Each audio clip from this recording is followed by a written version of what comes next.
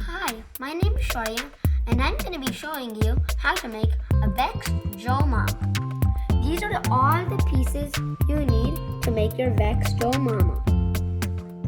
You will take your chest and assemble your head on the chest. Over in the spots where there's a gap. And then you will add your pelvis on the spot, in the middle spot,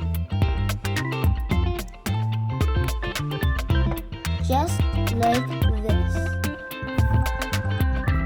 Then you will turn your character around and add your jetpack over in the gap on your chest, right over there.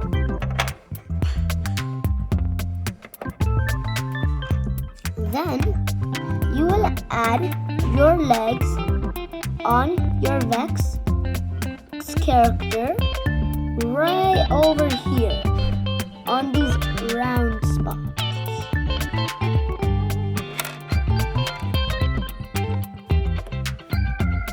And then you will add your hands,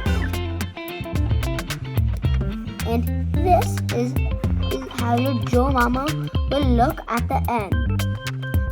Thanks for watching.